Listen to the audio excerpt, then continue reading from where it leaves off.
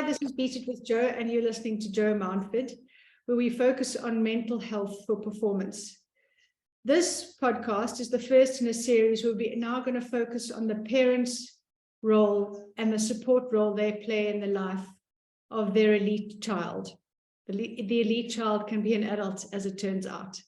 So please subscribe now and stay connected to hear more in this series.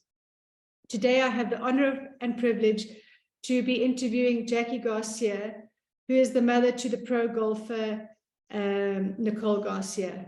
Nicole was born in South Africa, and she turned pro in 2014.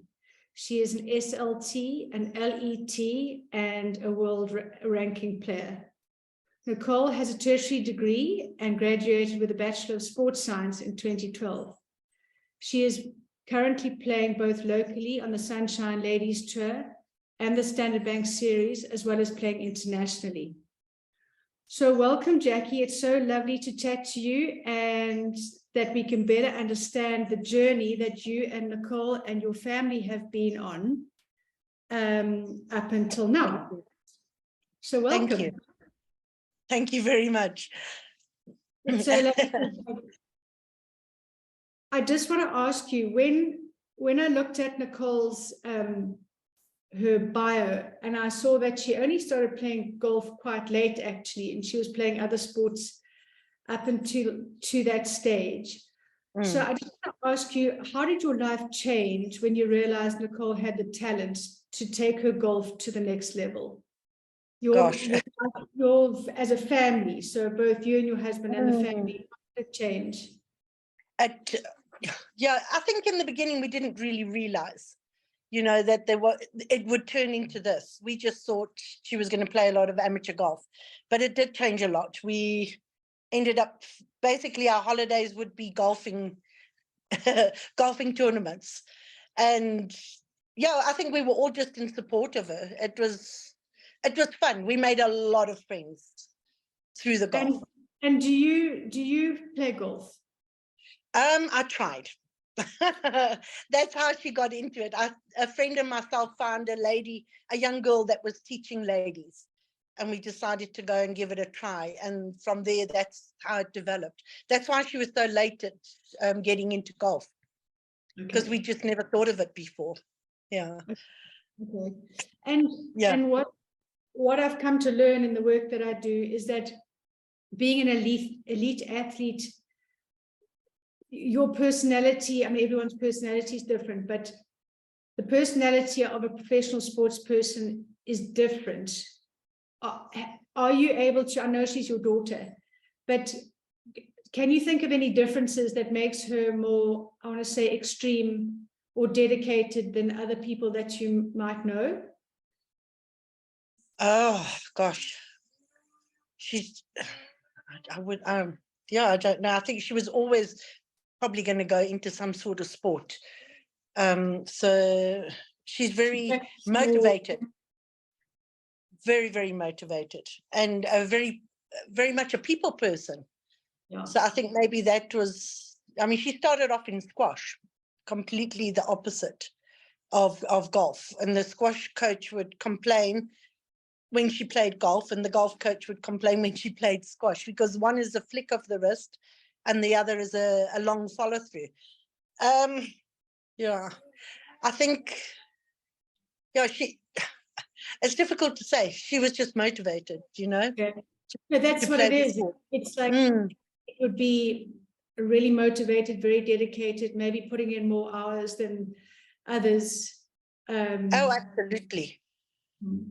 People don't realize it's not just walk out and play. It's day in, day out, week in, week out. And you miss so much playing. I think any sport, you miss a lot of, like now in 2 weeks, she's going to miss a friend's wedding, and because she's going to be playing in America. So it's a lot of family things that you do miss. So there's a lot of dedication. Yeah.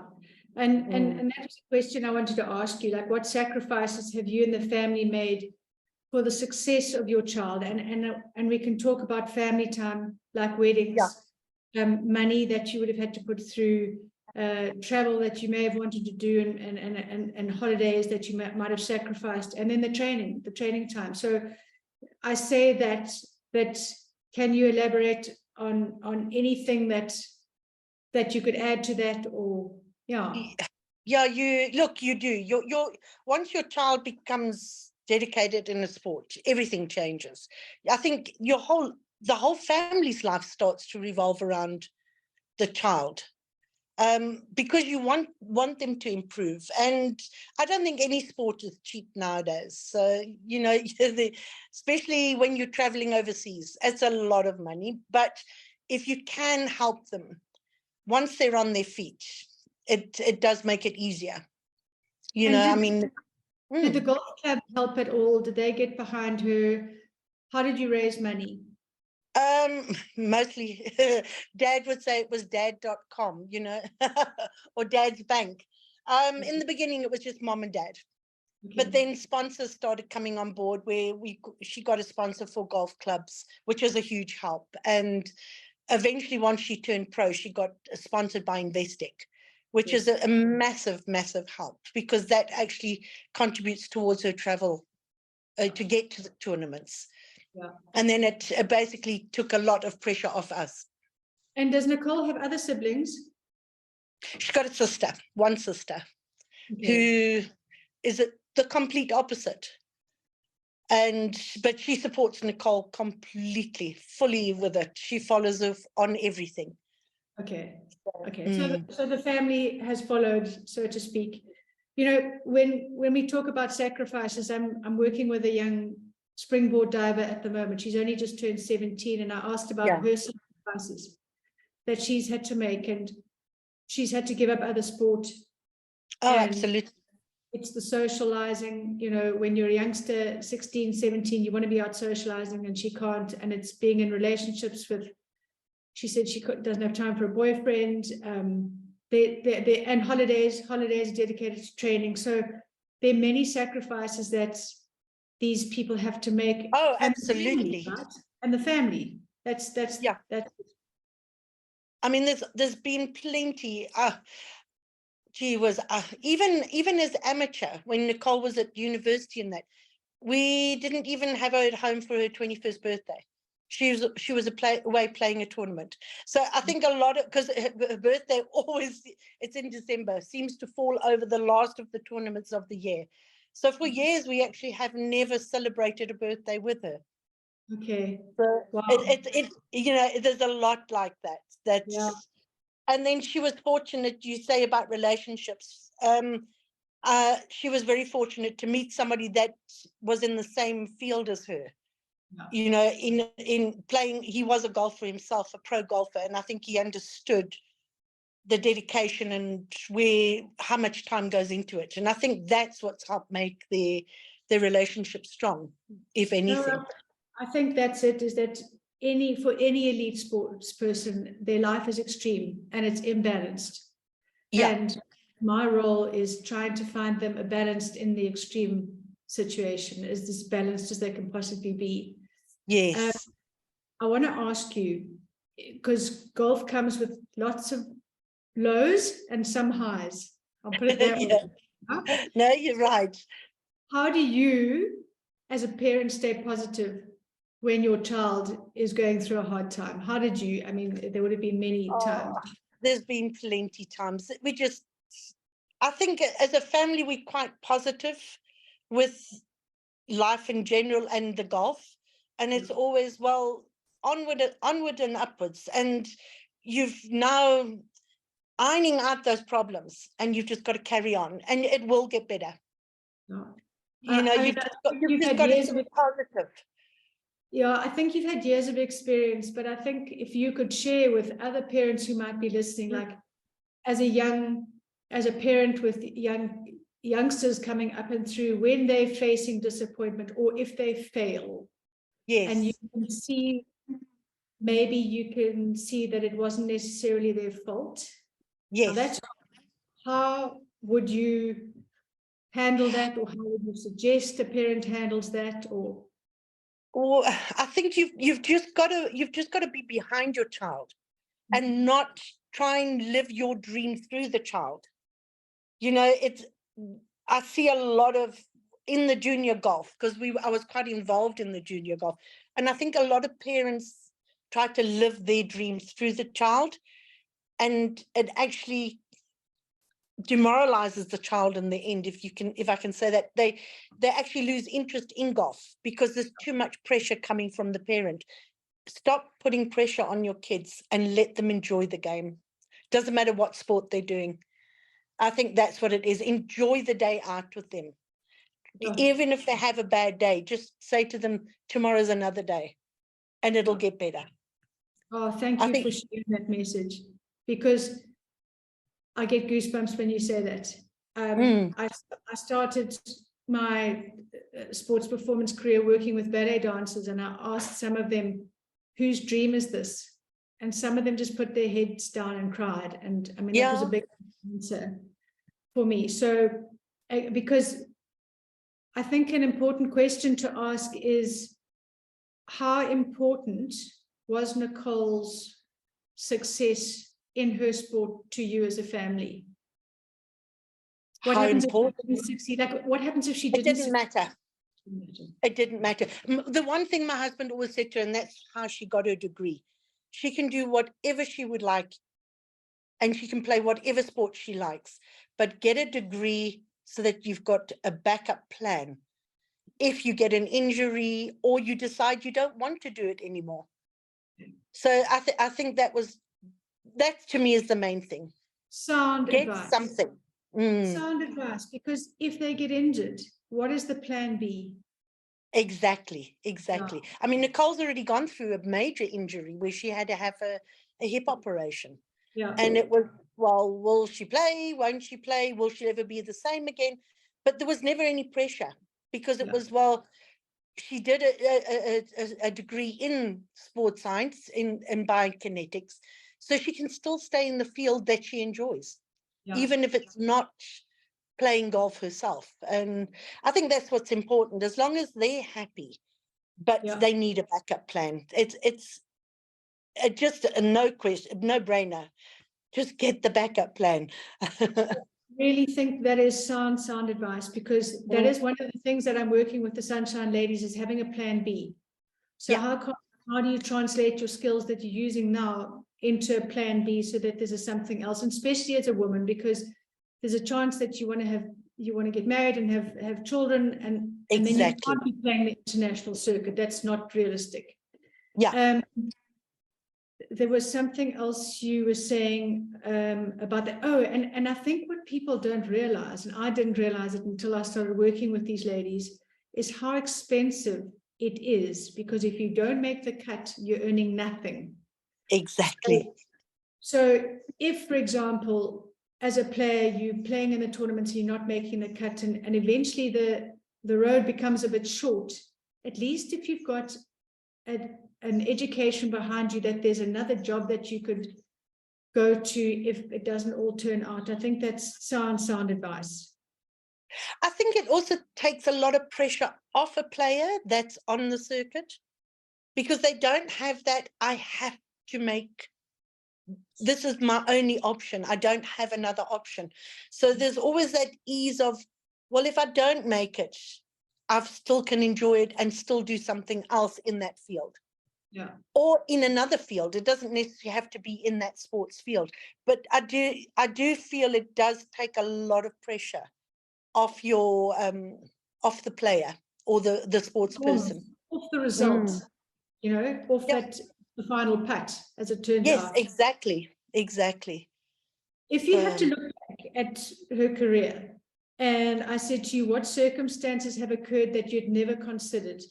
So when you suddenly realized she was going onto the pro circuit, are there things that materialized that you'd never considered before that would happen, that would change your lives, that maybe you needed support or anything like that? Is there anything?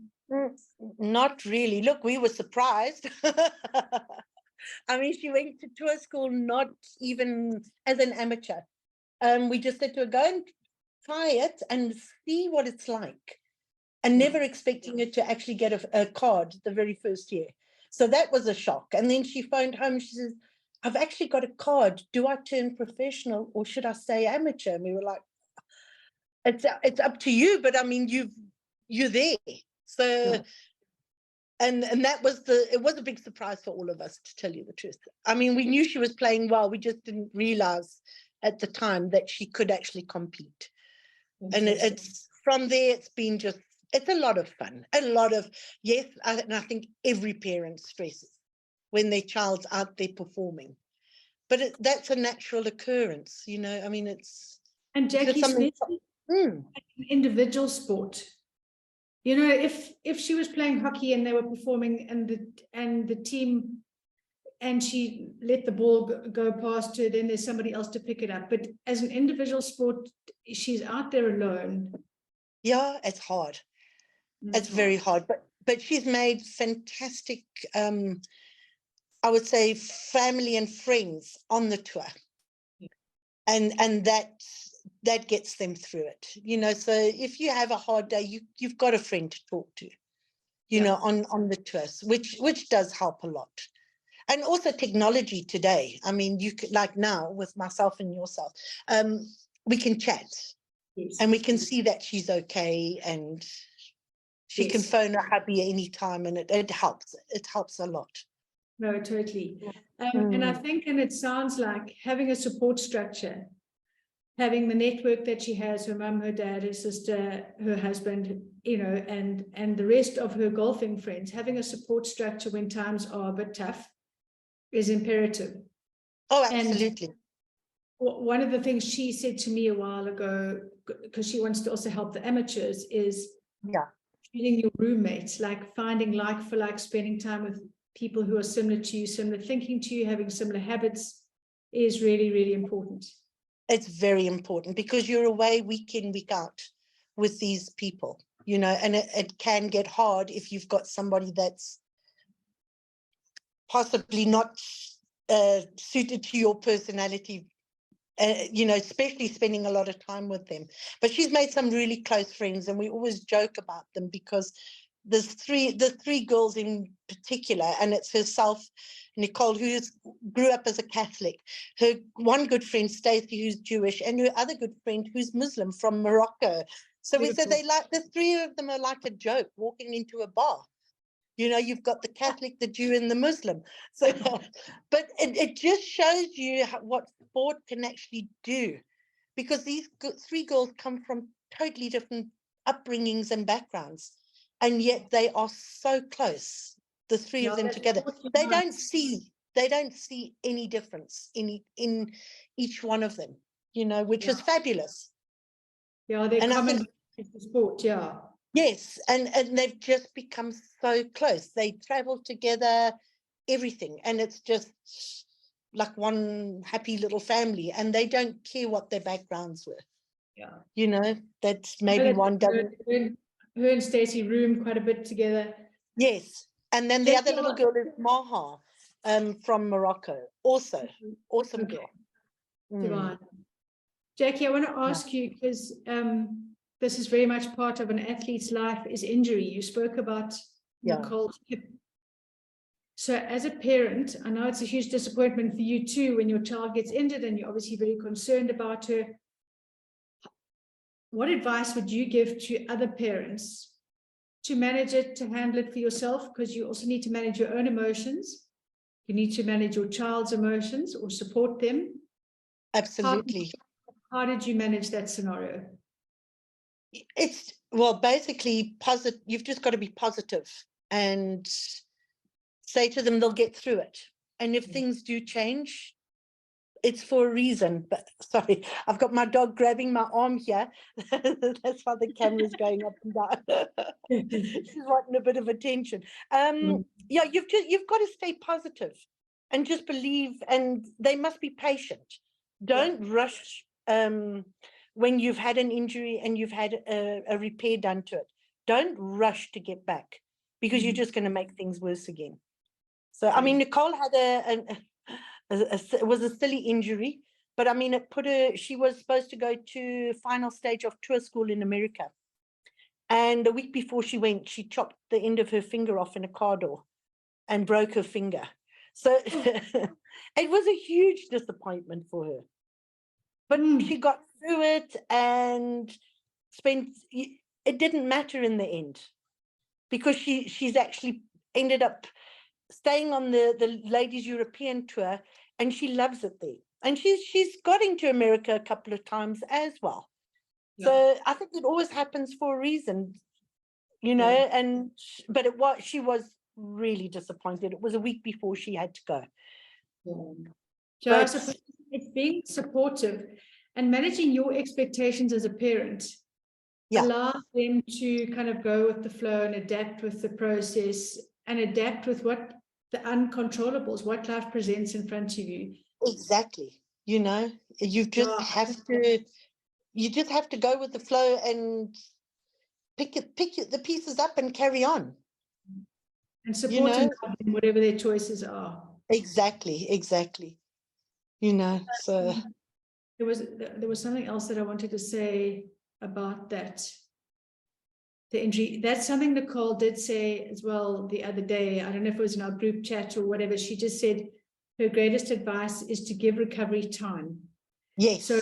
So the idea is to rush back and get back onto the course. And my advice to them is often do something else, like pick up another skill, do more meditation, do more something else that you don't do when you under pressure.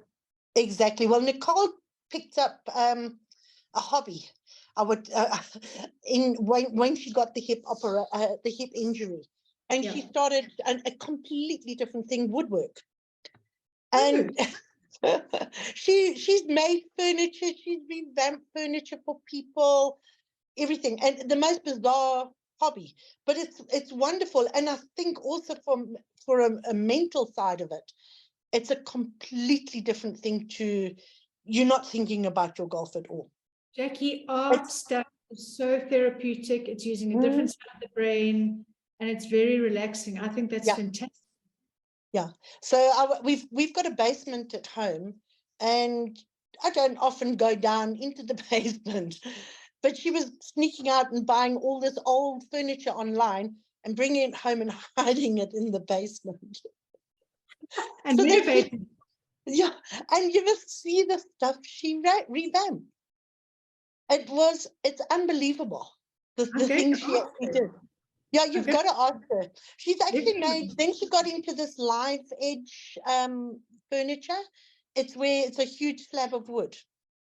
And it's still got and she made the most magnificent dining table for herself. And also this, the resin, where they pour the resin into the wood. And so all of this happened in the year that she was off with the hip injury, because I don't think she could pick up a golf club for the first 6 months.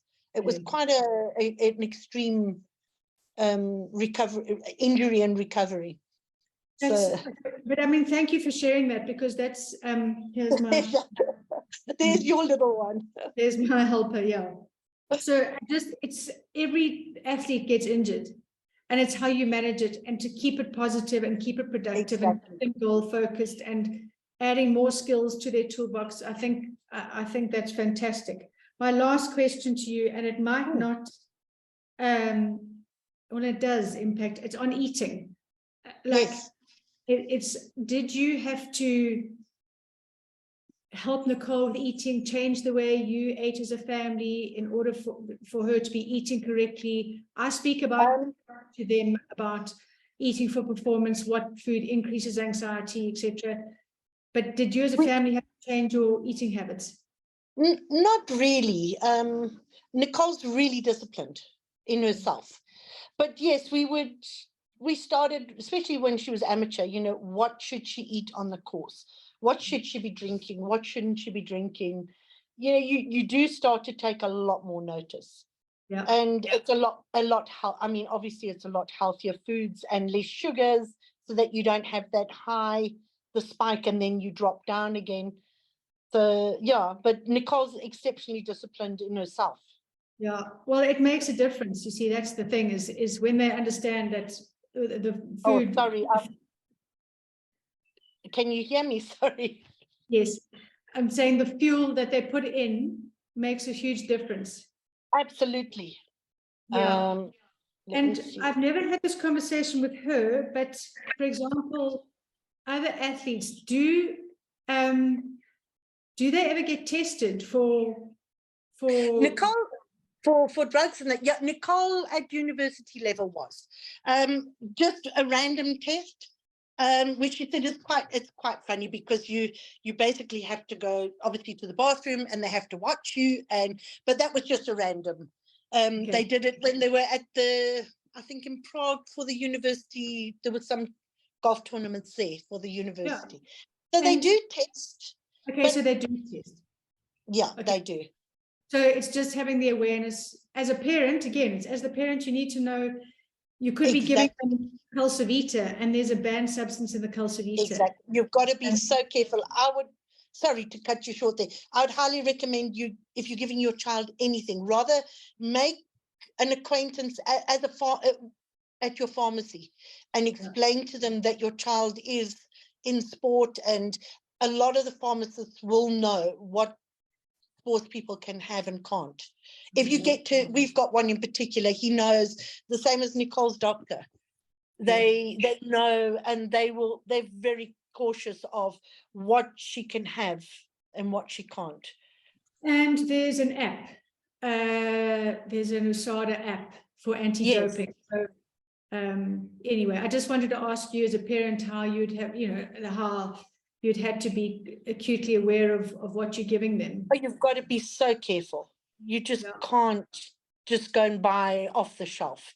That's why I'd say, rather, if you can find your local pharmacist and find out if he is aware of banned substances and that, then stick with him.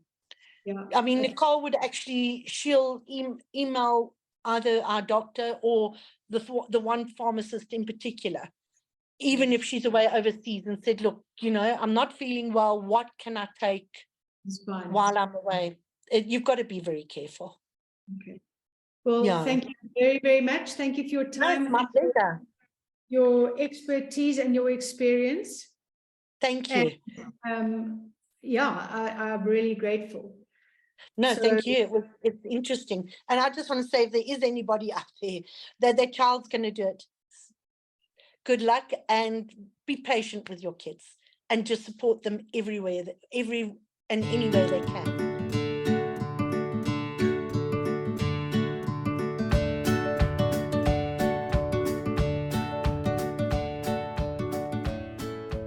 This is the first podcast in the series. If you'd like to send a message to the podcast, please do on the Beat It with Joe Instagram account. This podcast is free, and you can support it by going to the Beat It with Joe YouTube channel and liking and subscribing. I'd really appreciate it if you could write a review or ask any questions. That would be wonderful. The Beat It with Joe podcast is general information and does not constitute the practice of psychology, psychiatry, dietetics, or any other health profession.